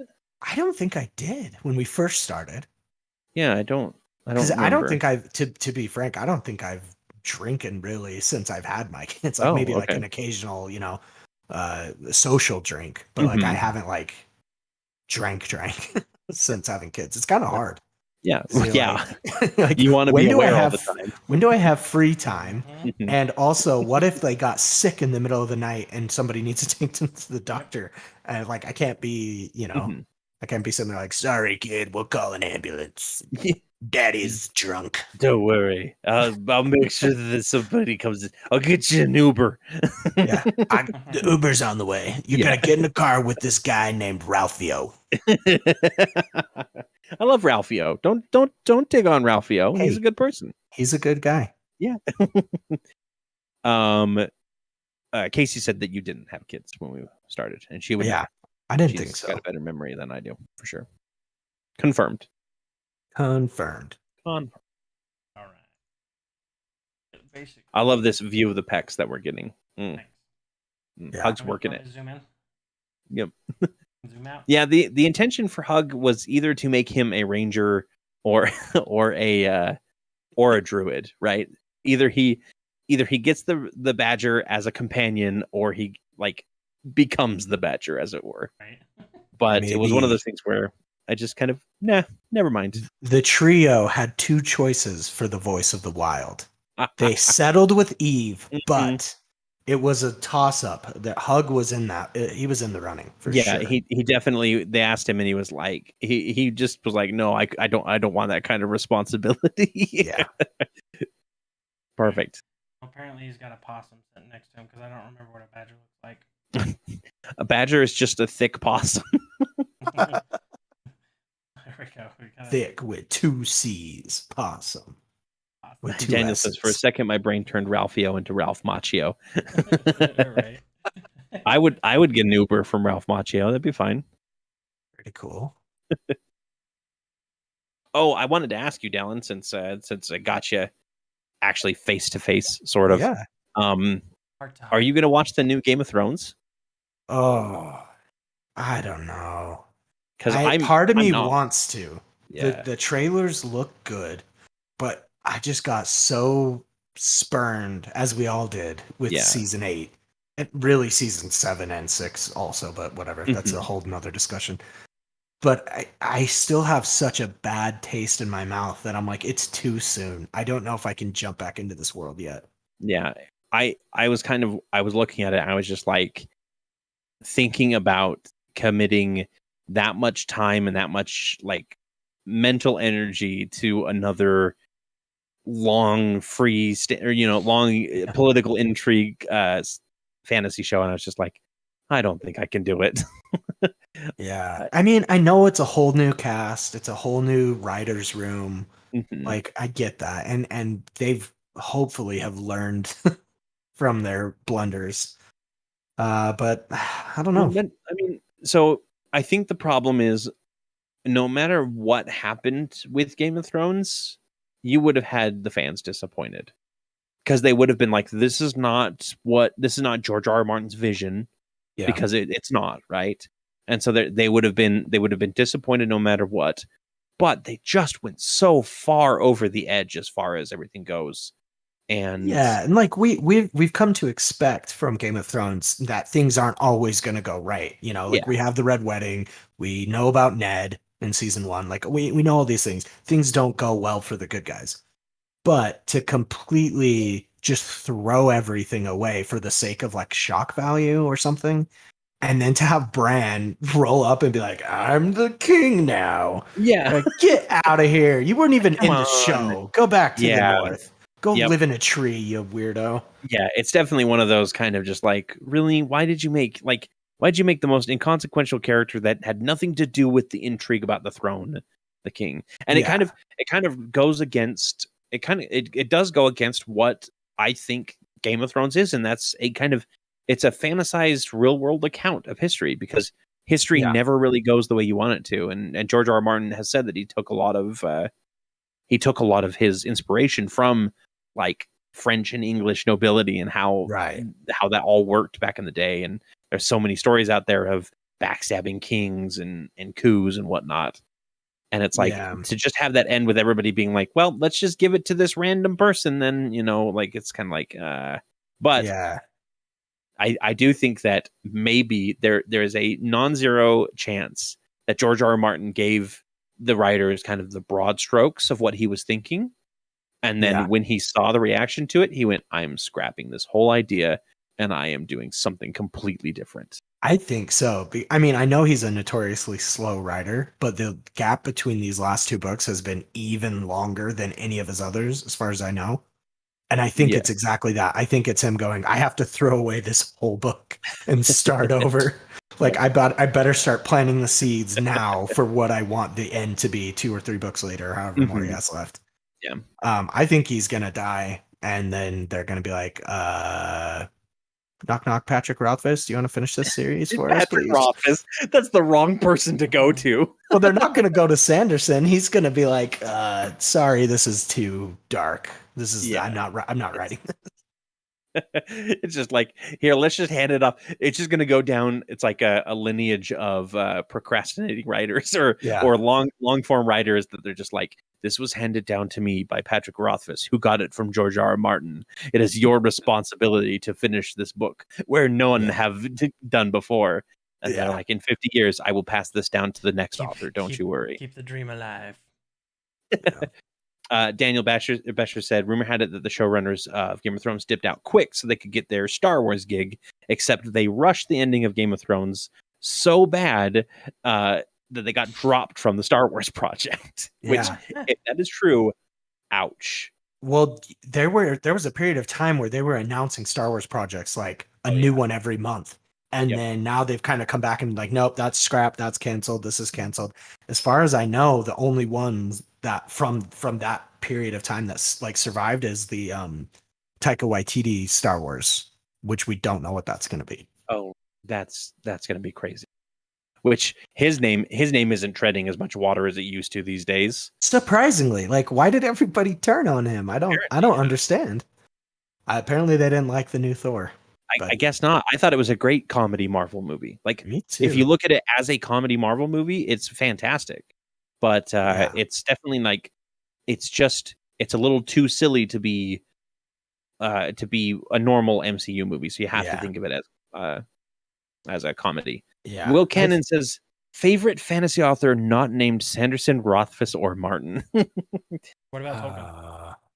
Tolkien. Is Tolkien discounted from that list? I'm guaranteeing that they're going to say yes. Assuming so. Yeah. My favorite, I guess he kind of does fantasy. He does some fantasy. Is Drew Hayes. Drew Hayes does a good little like lit RPG fantasy D&D style series called NPCs, and I love his writing style. It's definitely got a very good flow to it, and it's definitely one of my influences as far as my writing goes as well. Yeah, and Will says yes, no Tolkien. I think probably just because as a kid I read a ton of like the Shannara series, so Terry Brooks comes to mind. Okay. But I've recently started reading the Gentleman Bastard series. It's by Scott Lynch. Is that like that one's really good? Is it the Prince of Thorns or no? It's called it's called The Lies of Locke Lamora. That's the first right. one. Yeah. The series is called The Gentleman Bastards, and it's basically like this weird like fantasy version of Italy, and there's like it's like a con. It's like Ocean's 11. That's right. Yeah, Colby was recommending that. Yeah, the writing is phenomenal. The author is really good. I don't know that I could say he's my favorite yet, just because I haven't finished the series. But what I have read, I've really enjoyed. Yeah. I'll go classic with what's her name? I'm drawing a blank. Dragon Riser Pern. Oh, Anne McCaffrey. Anne McCaffrey. Yeah. Anne McCaffrey. There's another one that's by the Obsidian trilogy. That was my first. So this one's not Anne McCaffrey, but this one's James Malroy and I forget the other author's name. But essentially, what it is, it's a high fantasy with magic. So there's wild magic. It's that juxtaposition between wild magic and like studied magic. Mm-hmm. And how wild magic is kind of thrown out with the bathwater with kind of like blood magic and other stuff in Dragon Age and those kind of things. But I thought it was really interesting the way that they did their magic system, and they had what's called I think it was like that was the first time I had conceptualized the idea of like a battle mage, right? Because that was this guy that usually you're a mage or you were some kind of like proficient fighter of some kind, and this guy was able to do both and kind of bridge the gap. It was kind of fun. Yeah. That one's, I think, a couple others that I like when I was a kid that I really liked. J. Robert King did a lot of the Magic the Gathering books. He did some like Ravenloft and Forgotten Realm stuff too. But I always thought his books were fantastic. And if anybody's ever read anything by Tamora Pierce, where her Wild Magic series or anything like that, she had a really good way of coming out with her books and maturing with her audience. Like, she knew that the first book was like a preteen book, and then each book after that, her audience had grown up 2 years by the time it came out. So she would age that book up by a couple of years until eventually she was helping, like, it was a full adult style, not like adult novel, but like a novel for adults. For adults. Yeah. So not. I mean, I think we'd all be no, not. I think we'd all be lying if we didn't say we liked J.K. Rowling when we were, absolutely. teenagers. We all did. Absolutely. Yeah. She shaped all of us in some way or form. Yeah. There was many nights of like not going to bed till 4 a.m. and then being tired for school because I'm trying to finish, one of the newest novels that came out, but. Yeah, when I was a kid, they would, and I'm sure this was everywhere. It's not exclusive to where I am, but they had like the release party right at Barnes and Noble for the new book, and we'd go, and it was like everyone in their like wizard's cloaks, and there was all these crafts and activities, like coloring pages for Harry Potter. You would like make chocolate frogs, like make a wand, like the whole thing, and then at the end they'd give you your book, and you'd leave. And oh man, I remember those days fondly. That was a time where everything was partially commercialized, but not completely commercialized, right? Right. Where like you would go to these events and they would have these activities with that, but it wasn't you can buy a wand for $30, and pick your core or whatever. Yeah, like, it was like here's a pretzel, nowadays. Dip it in the chocolate fondue, and that's a wand. And obviously, like I'm not going to any sort of like young kid events or anything like that. That would be incredibly creepy at this point. So I don't know if that's still the case, but it seems to me like everything nowadays is just like, oh yeah, pay $20 and you can get just this thing that we made for you. Yeah, for sure. Be Free asked if either of us or if any of us have read the Aragon series. Yes. I did not because yes, yeah, I read the first one in like junior high, and I remember, maybe I'm misremembering this, but I swear the author was like my age when he wrote the book, and so I was like, dude, I have to read this. And then now as an adult, I look back on it, I'm like, it was good. It wasn't great. I think honestly what killed it for me was the movie. The movie, like, the everything about the books I enjoyed, like, and that's where the name of the broom comes from for Victor is Brisinger. Yeah. But yeah, it's. I don't know. It's one of those. It was okay, and it was enough. That was the first time I tasted a movie where I was like, I watched it and I was like, I need to like this, but I can't. Like, there's something about it that's just wrong. Well, and I just news for you. Disney Plus has purchased the rights for Aragon, and it's going to be a TV series. I'm okay if we get a new version of it. So maybe it'll wash that bad taste out. If I remember correctly, what's his name from John Malkovich? Is that his name? John Malkovich? John Malkovich from John Malkovich. John Malkovich. Yeah, from On Being John Malkovich. When he was the bad guy, like, I thought he did a great, like, Galbatorix. I don't know how to say it. Again, it's one of those ones where I read it and I never heard it, so it's like, don't judge me. I prefer him as the cult leader in Hitchhiker's Guide to the Galaxy. Yeah. He does such a good job. He does just a good job. Yeah, I was in that teenage phase where I was like, oh, everybody else is jumping on this new train, and Harry Potter was like the last fad, and I'm trying not to be too intense on things right now because I'm cool, I'm a teenager, whatever. Yeah. So I very much like avoided Aragon. And when the movie came out, I gave it a lot of shit for just being fantasy Star Wars.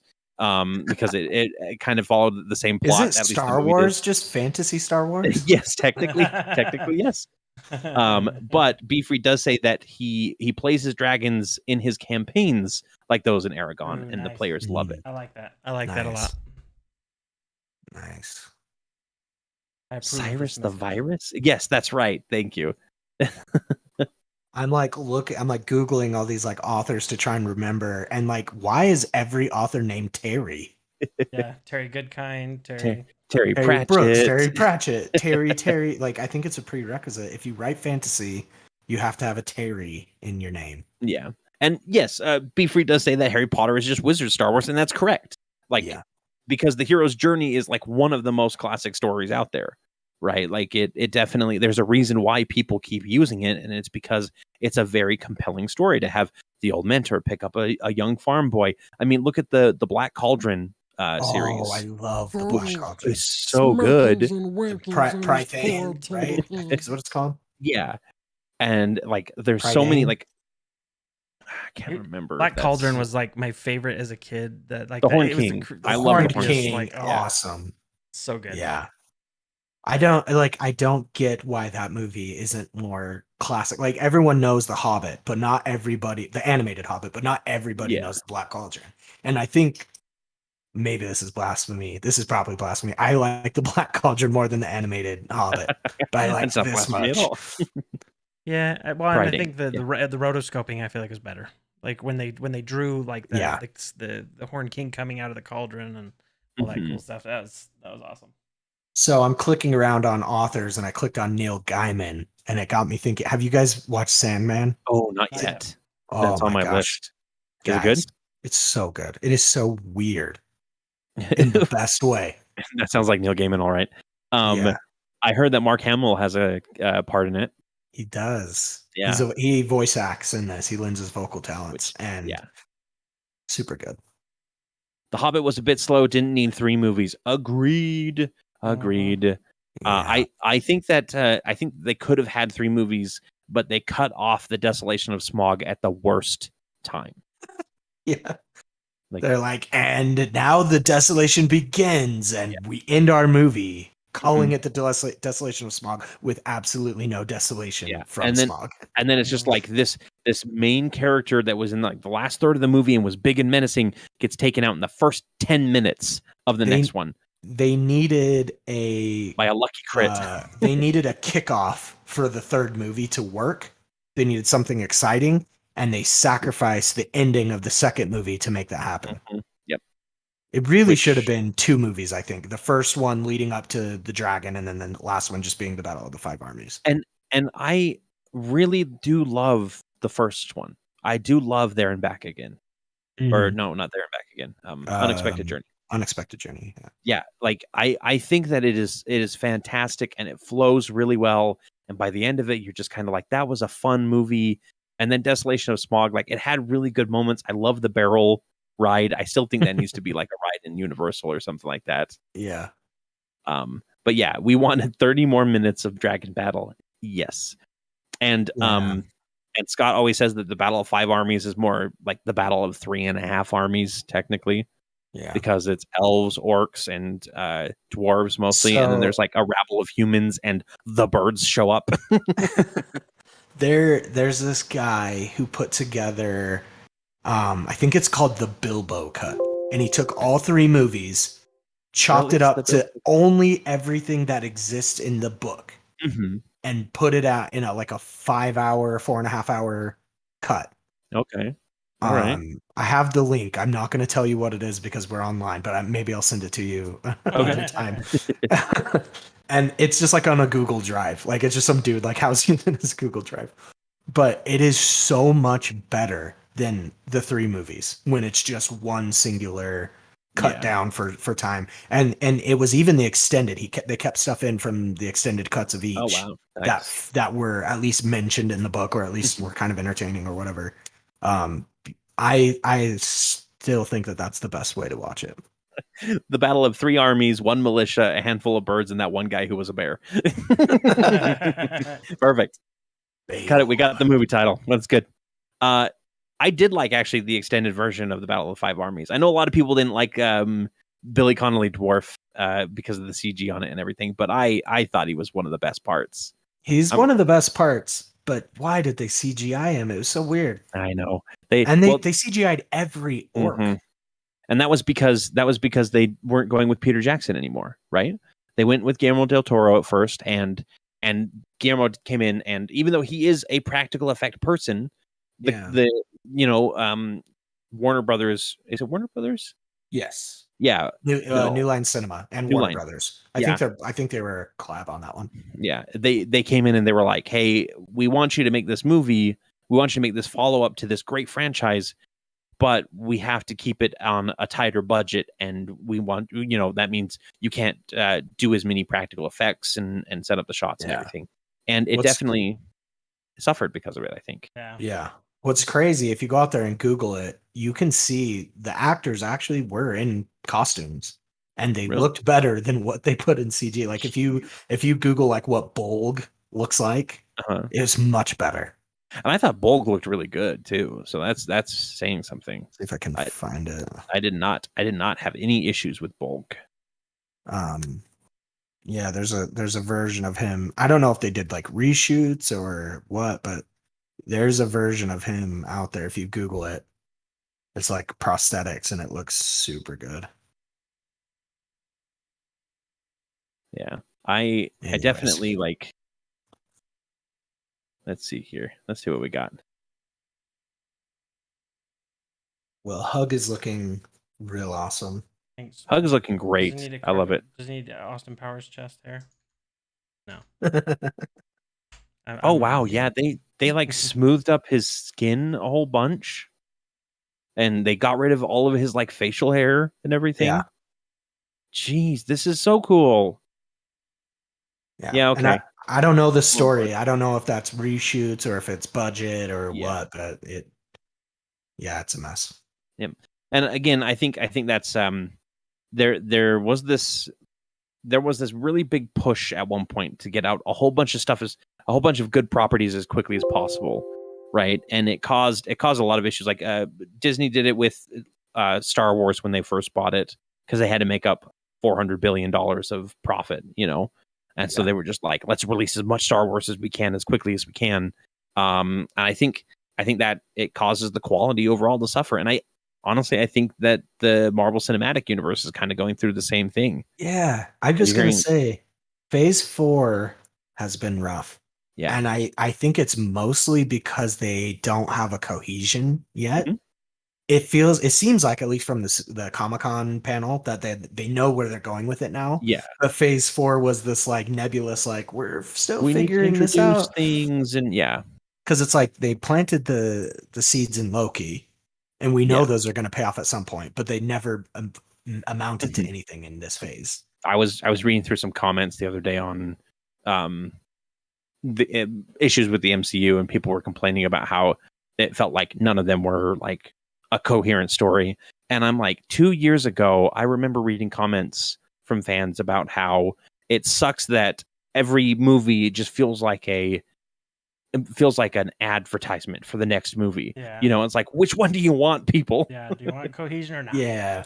See, I think there's a middle ground. I think and it's what the MCU was doing basically in phase 2 and 3, where it's like every story is going to be its own complete story, but also has a tie-in to the larger plot until they all get together for Avengers or Age of Ultron or whatever. Yeah. In game. But this phase 4, it's like, here's all these nebulous threads. And maybe I think they'll come together. I think what you're going to see is you're going to see like them tie up certain bundles of heroes into a thing, like a Midnight Suns and a Young Avengers, and you're going to have those different ones, and then eventually you're going to have a Secret Wars, and you're going to have the big crossover where they smash everything together towards the end again. But they're kind of going with this, let's do a few different super teams and see which ones work the best. Beefree says, I'm still with that meme of the MCU died with Iron Man. I'll be happily proven wrong. Rip Iron Man, first of all. There are a couple other, there are a lot of good MCU films and a lot of good MCU shows out there. I think I've been fairly happy with most of them. Black Widow, I feel like got screwed over partially because of the pandemic, and partially because of just like them trying to capitalize on a character that should have been capitalized on years before that. That should have come out after Civil War, in my opinion. It would have been amazing and a great addition. But now it's just kind of like a meh. It's there. Yeah. I think for me, Civil War was the first time the MCU did wrong. And it's not because it wasn't a great movie, but when you know the source material and then you look at the movie, you're like, what the hell? This is only the same in name. And that's that is a big problem with the MCU as a concept, is they want to pull from 100 years of comic history, but they only have 10 years of their own history, right? And if you were to do Civil War and it was like, let's bring in Luke Cage and the Heroes for Hire, and let's bring in Goliath, and let's bring in Cloak and Dagger and all these other characters, people are just going to be confused. So we can't do that. We have to stick with what's currently in our own contained universe and what we had the rights to at the time, right? Because the X-Men really didn't get involved with the Civil War because they were already they were already like, yeah, we already get enough from humans, we're not going to deal with that kind of stuff. But yeah, MCU got a lot of flack for stuff in phases 2 and 3, like the color palette and the tight continuity, and now it's getting flack for doing other stuff. Yeah, exactly. Like and Multiverse of Madness and Thor Love and Thunder are taking wild different risks as far as the movies go, and they're getting flack for being too crazy and unique, when people forget that one of the best MCU movies out there is involves a talking raccoon and a talking tree. Like, I don't know. I love Multiverse of Madness. That was, I think, the best phase 4 for me. It just was like, it knew what it wanted to do. It was fresh.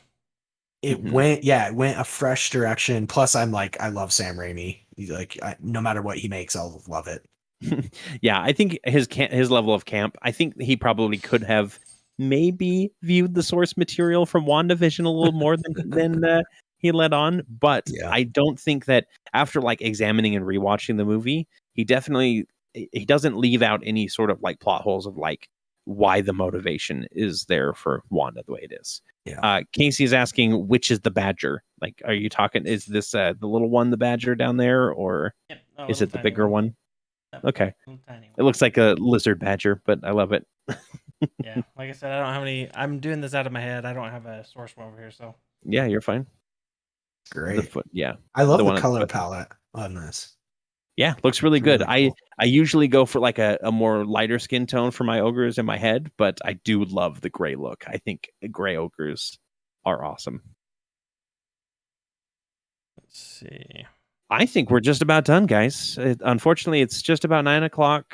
We are nearing the end here, but I think we did really good tonight. Preston did amazing, and then Dallin and I we just hung out. Yeah, exactly. I really love the fur, says Casey as well. So that's really good. I figured he's. But thanks so much for joining us. Oh man, thank you, Dallin, for jumping in tonight and chatting with us. It's fun. Anytime you want to, we definitely are more than happy to have you. I know we're going to have a stream probably next Friday for another paint stream. So if you guys want to join in on that. Daniel, I didn't love the story of MOM. Emotional mother needs a man's guidance. I mean, when you say it like that, yeah, sure. But yeah, good chat, everybody. Wonderful, cool art tonight, Preston. Yes. Don't forget to kind of share this with your friends if you want to show off the cool stuff that we're doing here. We'd be more than happy to. But I'm not. You know what? You know the plugs. I don't need to plug them to you tonight. You can just do what you want. Do what I want. Anything else you guys want to add before we say goodbye? I cannot wait until we get back to it in season 2. It's eating me up. I want you guys to enjoy this with us. But we're busy. We're hard at work getting everything prepped. At least Cory is. The rest of us are fleshing out our characters. I've been driving around parking lots and stuff like a maniac trying to practice my character voices, and people are giving me dirty looks. So it's like, no, that's not it. That guy's talking to himself. Don't make eye contact. Yeah, just let him be. Just let the crazy man be. And meanwhile, you're like, verily, I say unto thee. And they're like, oh God. Oh dear. Yeah, we cannot wait. It's going to be an epic time. And you guys are hard at work with prep work too. Like, you guys are doing amazing stuff. And we got a dog to end the night. Perfect. Bye, everybody. All right. Thanks for joining me, guys. Or thanks for hanging out with us, everybody. It was fun to have you all. Well, Mookie's gonna say goodbye too. Bye, Mookie. Goodbye. The blood flame serpents. They're the blood flame serpents are on their way. Thanks, everybody. See ya. Bye.